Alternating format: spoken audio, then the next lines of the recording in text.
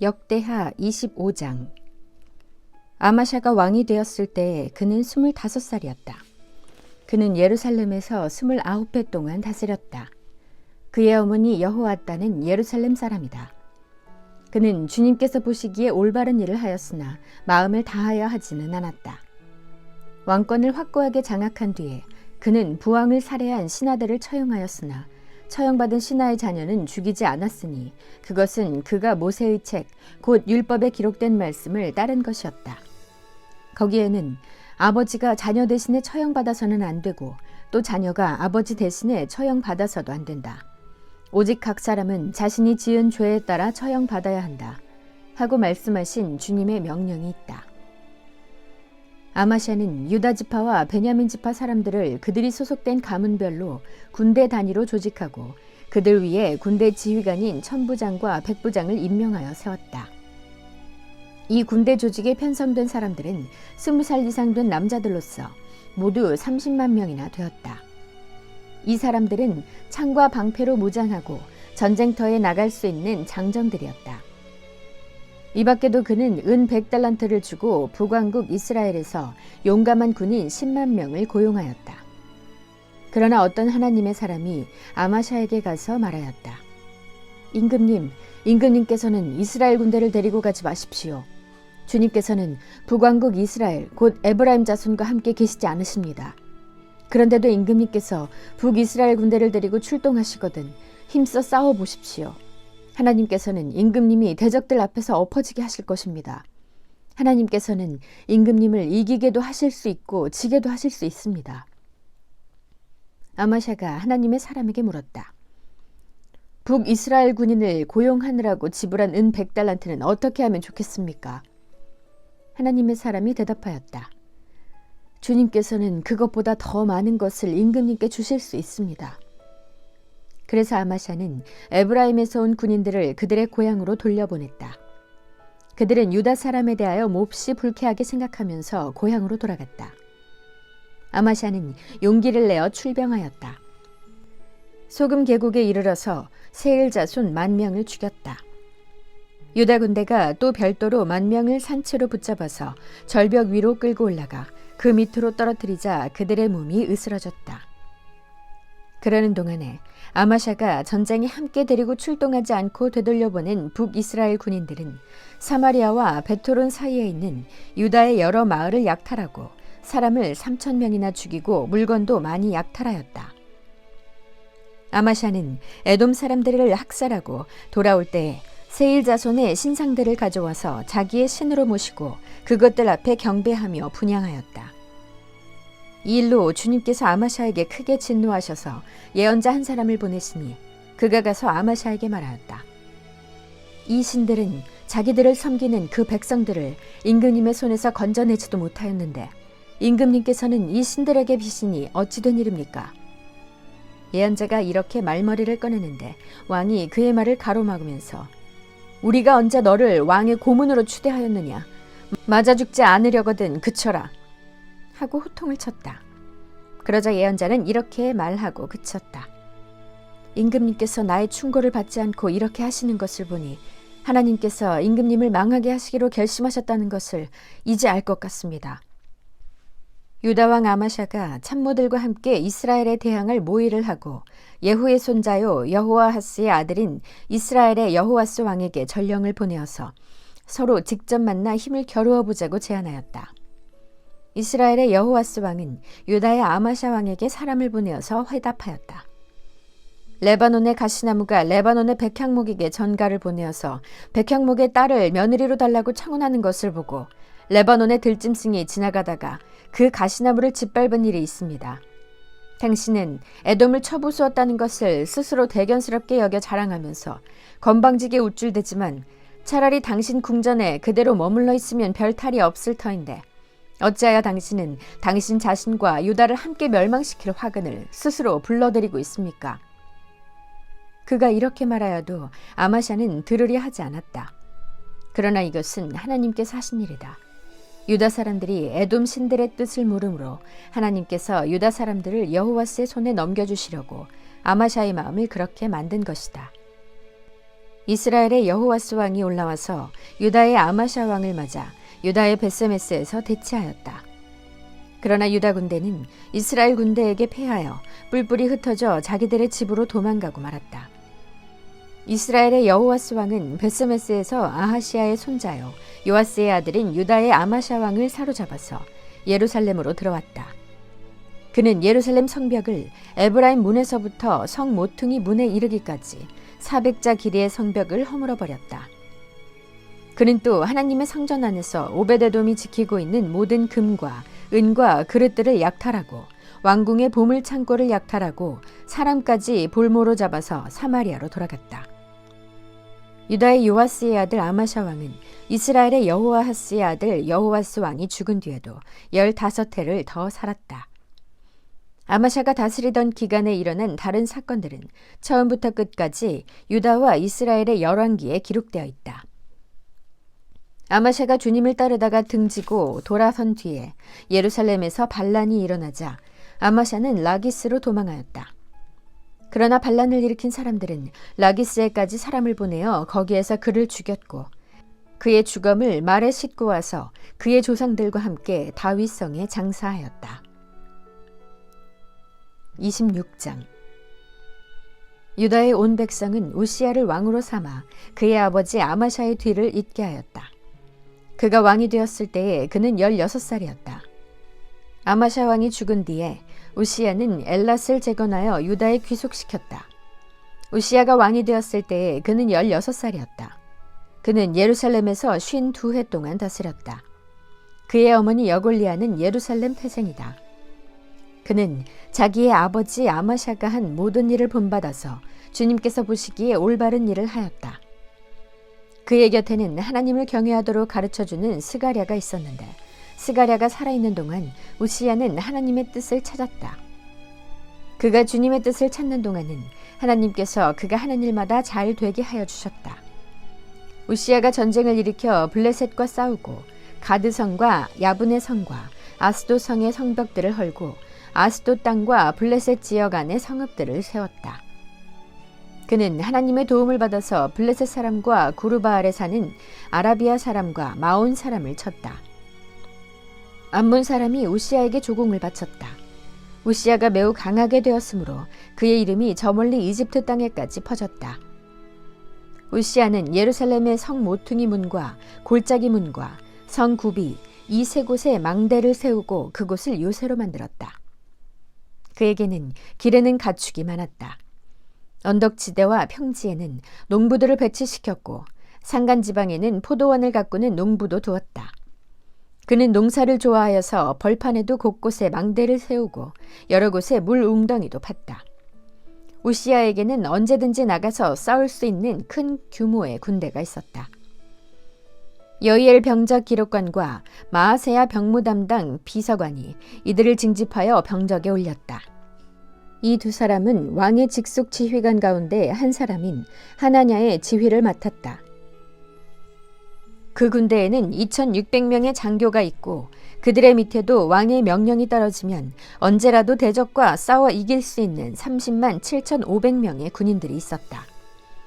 우시야는 이 군대를 방패와 창과 투구와 갑옷과 활과 무린매로 무장시켰다.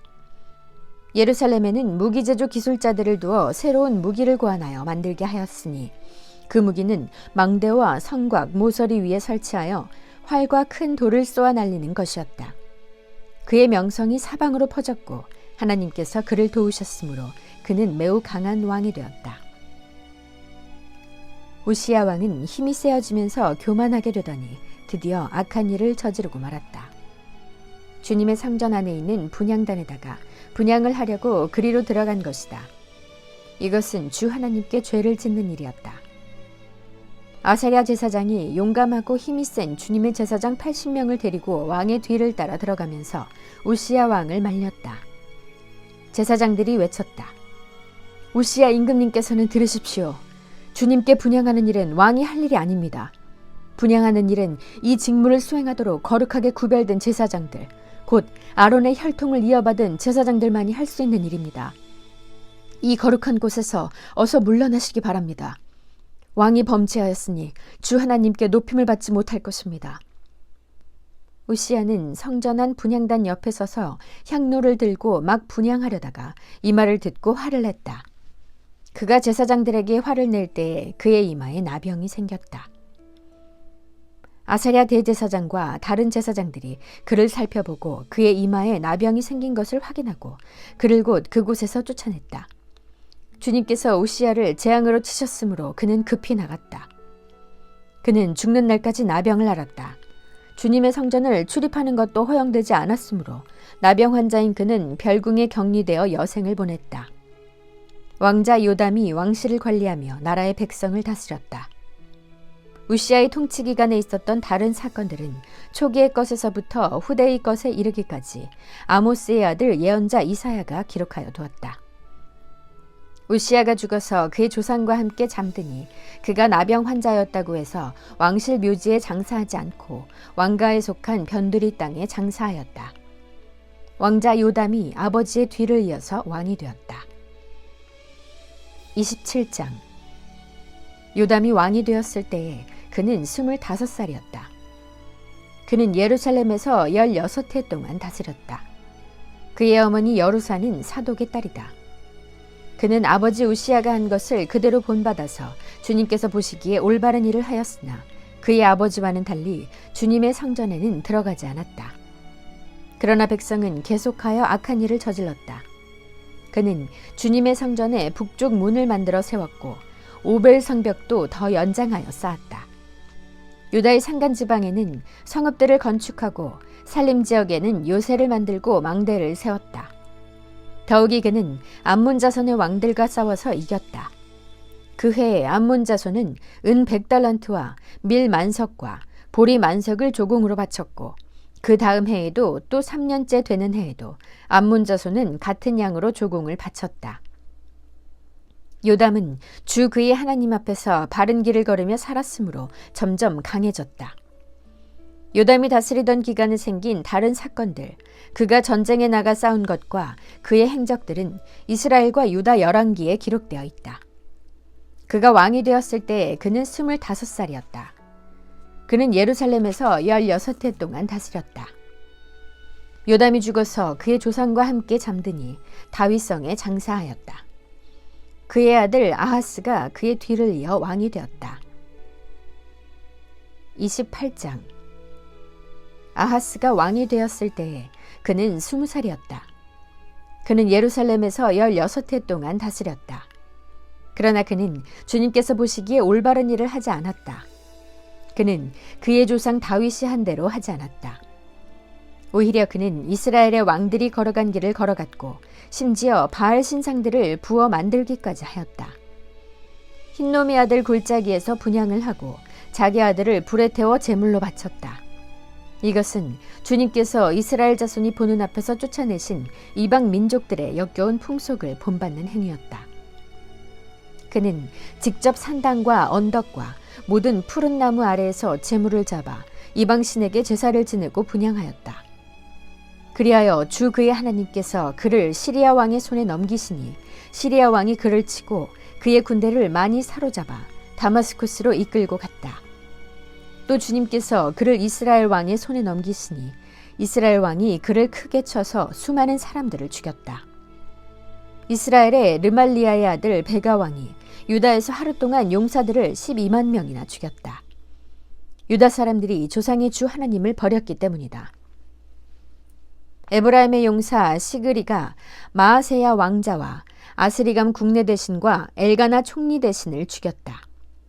이스라엘 군대는 그들의 동족인 유다 사람들을 아내들과 아이들까지 합쳐 무려 20만 명이나 사로잡고 물건도 많이 약탈하여 사마리아로 가져갔다. 사마리아에 오뎃이라고 하는 주님의 예언자가 있었는데 그가 사마리아로 개선하는 군대를 마중하러 나가서 그들을 보고 말하였다.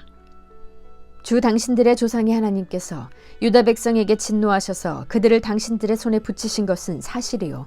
하지만 당신들이 살기가 등등하여 그들을 사륙하고 그것으로 성이 차지 않아서 유다와 예루살렘의 남녀들까지 노예로 삼을 작정을 하고 있어. 당신들도 주 하나님을 거역하는 죄를 지었다는 것을 알아야 하오. 당신들은 이제 내가 하는 말을 들으시오. 당신들이 잡아온 이 포로들은 바로 당신들의 형제 자매이니 곧 풀어주어 돌아가게 하시오. 그렇게 하지 않으면 주님께서 진노하셔서 당장 당신들을 벌하실 것이오.